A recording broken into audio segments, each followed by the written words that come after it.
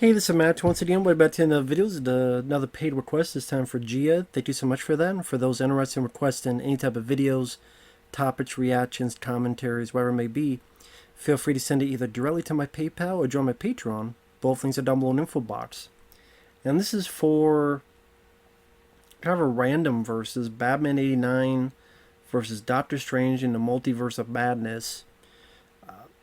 Because there's really no similarities other than I guess they're both superhero movies because they have different characters, they have different eras.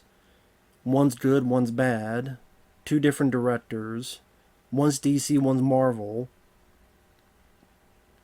But I guess maybe the comparison is like, why does a superhero movie like Batman work? Then why does one like Doctor Strange doesn't work? Maybe that's what it's for. Well, the reason Batman 89 works is because, number one, Batman is not a pushover, is not a pansy. He does fight the Joker, he does fight the henchman, he does kick ass and take names. He does have other people doing the work for him. Doesn't have him fumbling about and, well, it's actually this girl who's stronger, is this girl, and she's the key, and this girl will do this. Imagine Batman 89, Kim Baser's character did half the work. Or half. 70% of the work. Batman 89 is better paced. Batman 89 has better music. Danny Elfman. Great theme. Does Doctor Strange even have a theme? As much as I like the first Doctor Strange, I don't remember the music. Do you remember the music in Doctor Strange 1 or 2? I did. I like Doctor Strange 1, but a lot of Marvel films, you don't remember the music in them. I'm not talking about the songs in Guardians of the Galaxy. I'm talking about the musical scores. I don't remember the musical scores, but I remember Batman 89. Or da-na-na-na-na, da-na-na-na-na. So you looked at scores back then, you looked at your Superman the movie and Batman 89 and such. Well, the scores had to be momentous and had to be so memorable, and dare I say one of the reasons to help sell the CDs and the cassettes and cassettes at that time, the soundtracks, and that's not the only reason. That's not even the main reason, but it's a reason. That's why they had a lot of the Prince songs in there. But even the Prince songs at least were memorable. But Danny Elfman's score is fantastic. The score in Doctor Strange 2, can't remember a single note. I doubt you can either. The heroes, Batman's actually a badass, kicking ass. Doctor Strange is a lame ass and a pussy ass. In Doctor Strange 2. Direction, Danny Elfman. I mean, you say both films still had a little bit of hand and there's certain things you could do and not do. But Batman 89, with the old school effects and the technology of the time, of what you were limited to, it was actually for the better. Because you had either some great paintings and great set design to make Gotham look unique. You had cool props like the Batmobile, the costume of the suit.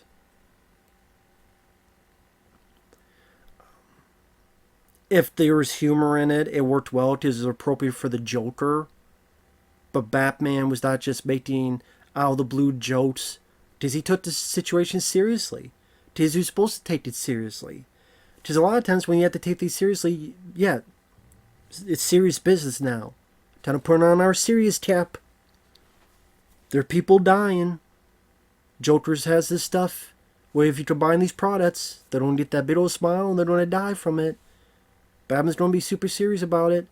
Although this guy might have killed his parents.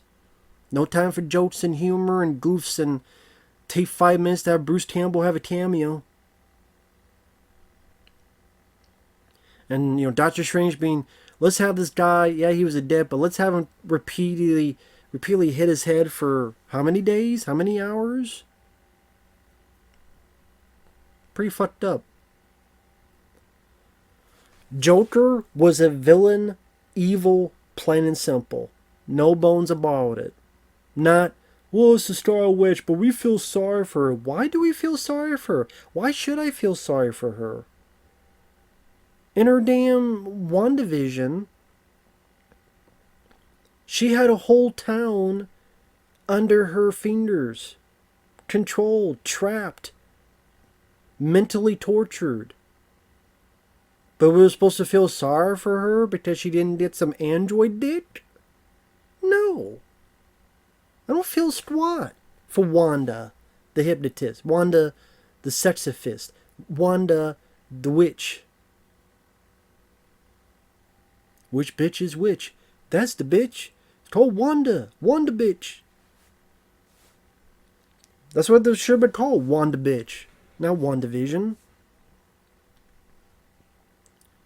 Although it's funny that Star Witch is so prominent and Vision's like the biggest part of her life, and you don't have the character in the movie. Let's not have Vision in the movie. You think that'd be the primary character to have where Wanda is the villain? Wouldn't you think? Wanda is the villain and killing people. What's the one person we should find that Doctor Strange may know a bit? Oh shit, maybe Vision! White Vision, whatever Vision. You would think, but apparently not in this world. Batman 89? It looks better. It doesn't have over-the-top gargantuan of CGI. It's less annoying. It has a better villain because Joker, he's a villain, and he's funny. He uses that morbid humor. And Jack Nicholson is having a ball. Star Witch, feel sorry for her? Fuck that. Her powers, they fluctuate however the fuck. She can do this, she can do that. She can turn back time, share style. She can do whatever the fuck she wants. So, Batman is the better score. Batman is a time when you actually gave a shit about the musical score. You gave a shit about the hero being a hero and being a badass and not being a pussy-ass pansy-ass because white men are bad. Here, it didn't give a fuck what color you were. If you're a badass, you're a badass. Whether you're Wesley Snipes, whether you're Woody Harrelson. Well, Woody Harrelson didn't do a lot of action films, but, you know, Money Train. Although Wesley's more bad, but whether, it doesn't matter. Whether you're Jean-Claude Van Damme or Jackie Chan or whatever the fuck, didn't matter. Talking about the 80s to 90s and 90s circuit, late 80s circuit, mid 80s circuit. Just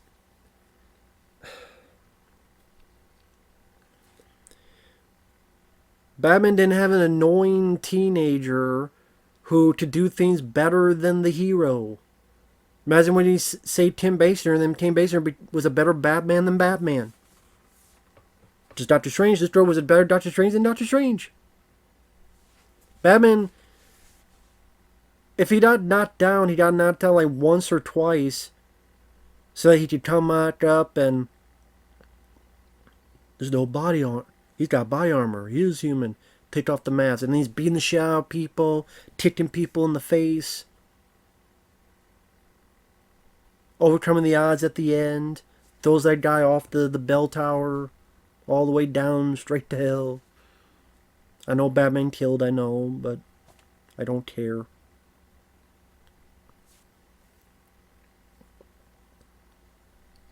Michael Keaton is subtle in his performance, while Benedict Cumberbatch is like every other Marvel actor. He's got to be part comedian.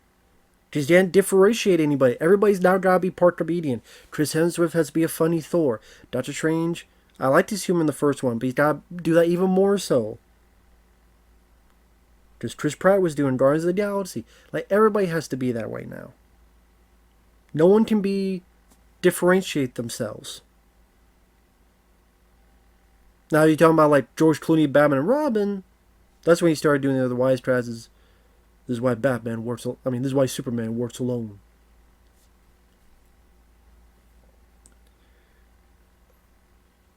Also, Batman didn't incorporate irritatingly stupid scenes, like in Doctor Strange 2, where you have the multiverse, which they underuse that aspect, because there's all these universes you go through, and other than a montage or two, doesn't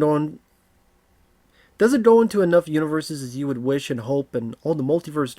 No, here's a group of people just to get a cameo from Patrick Stewart, just to get Mr. Fantastic and make him the dumbest person in the world, even though he's supposed to be the smartest. listen, I know you're the villain, and I know you got these magic powers. You can do anything you want. But let me just tell you, when I should not be telling you, but that guy there, his power's through his mouth. And he could kill you with his mouth. So that important part of him, that's his mouth. They could kill you with his mouth. And don't, take away the mouth, blow his head up, whatever the fuck, guy, and turn Mr. Fantastic into spaghetti. Because he's an idiot. And she's so powerful, she's a better telepath than Professor fucking Xavier. Does she gotta be better? Does she got tits? She got titties, she got clitties. That means she's better. I guess. Got titties and clitties, you're automatically better. Doesn't matter. Don't matter. Don't matter. And Doctor Strange didn't really fight Star Witch. It was more like he got his ass kicked and the girl had to save him. While in Batman was kicking the Joker's ass and only got in dire straits to save Tim Basinger. Even then, he pulled the last trick to keep Joker down. And because the Joker was too trapped and thought he knew better, falls his ass down all the way to the ground. So the hero stops the villain? Oh shit. And that's a crazy thought process. So yeah, Batman, better hero, better music. I would say Multiverse of Madness probably has more action scenes, but that doesn't mean they're better action scenes. I remember that there was an action scene in Multiverse of Madness where it tried to be a fight scene with musical notes. A lot of people got mad about that scene. I thought, you know what? If this was just a Doctor Strange 2 without Scarlet Witch, and they wanted to do a scene like this and it was properly built up, this actually could be kind of cool, unique, creative. This is magicians. It's, magic fights. But you're creative. You can do anything you want. And once in a while, there's a potential bit of creativity of that nature. But it was watered down by everything else. And I guarantee you there was reshoots or additional photography. I guarantee you that that film was not the intended film that was supposed to be released. If you tell me Doctor Strange and Multiverse of Madness, the way it was released now, that was his first intention when the idea was thought of, I got a bridge to sell you, as well as a couple Antilles meat pies to sell you. Because that ain't it. It felt like there's a lot less meddling in Batman, and so it felt a bit more cohesive compared to Doctor Strange 2. And I said the Batman didn't destroy Batman. In fact, what it did was propel Batman forward. Also, the culture aspect, the significance. Batman at that time was thought of as the Adam West campy Batman show. This showed, which people who read the comics knew, Batman could be taken serious. Batman could be a badass. Batman could punch and kick people in the face without bam, wham, zam, thank you, ma'am, popping up on the screen.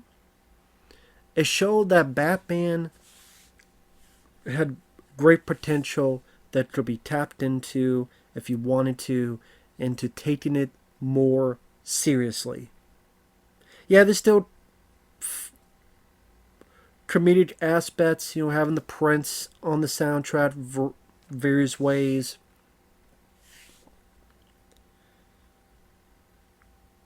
Jack Nicholson, which I think is a very fun performance. But, them spray painting all the museum pieces of art.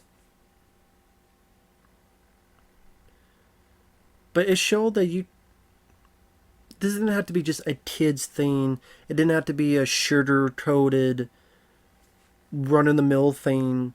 This could be a big event. And it was. How many films were inspired by Batman 89 to go in that direction and to show, you know what? This doesn't have to be just a goofy kids thing. This could be something more to it. What the hell did Doctor Strange 2 inspire? Instead of anger and fire and brimstone for people who saw and think like me that it's such dick. That it was too long.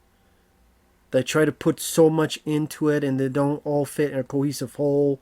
The Doctor Strange seems like a pussy in his own movie. That you have to have this teenage girl. She's gonna be the better Doctor Strange. Just like that girl in Thor 4 is gonna be the better Thor. All the females gonna be better versions. Star Witch is a better Doctor Strange, and this girl will be a future better Doctor Strange. He didn't do shit in the movie. He did stuff, it failed, he got his ass kicked once, twice, thrice. It's a bit tiring after a while for your fucking hero to be a pussy. Batman in 89 wasn't a pussy. That's the big old dirty dunder cheap version of it. So Sam Raimi felt like he wanted to do a Sam Raimi movie, but he had all of these other things on to him that he had to do this and this. Despite the stuff on Tim Burton, Batman 89 still felt like a Tim Burton movie. In fact, Batman Returns sequel feels even more like a Tim Burton movie. Yes, sometimes Batman 89 may seem a bit slow and dull to some people because it's not, wall-to-wall action. Again, there's probably technically probably more action in Multiverse of Madness. I say that, but I don't remember the action scenes other than that bit with the musical notes because it was the most creative one. The other action beats, I really don't remember.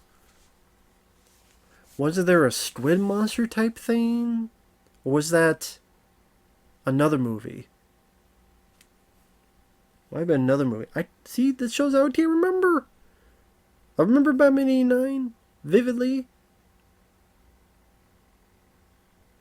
People remember the shots. The Batmobile cascading through Gotham. The Batplane going up and silhouette of the moon right behind it. As it rises up and is right in the middle of the moon and comes down. He took my balloons. Who the hell do people don't... In the long run, people still don't remember Batman 89. What the fuck do they don't remember about Doctor Strange 2? What scenes? What special quality? What music? What shot here, shot there? What do they don't remember? They don't remember Mr. Fantastic turned into spaghetti. Don't remember Charles Xavier getting his Steven Seagal net snap in his dream, in his telepath. Don't remember a pussy named Strange. That could be the third movie. A pussy named Strange. That should be the name of the third movie. But that's what people don't remember. Batman 89, they don't remember a lot more. For a lot more positive reasons. We'll see you guys later. Bye-bye.